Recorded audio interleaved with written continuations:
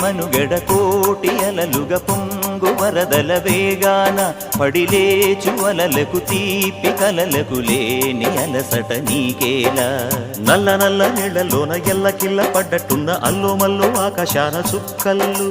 అమ్మాయంటి జాబిల్లమ్మ అబ్బాయంటి సూర్యుడమ్మ ఇంటి దీపాలవ్వాలంట దిక్కుళ్ళు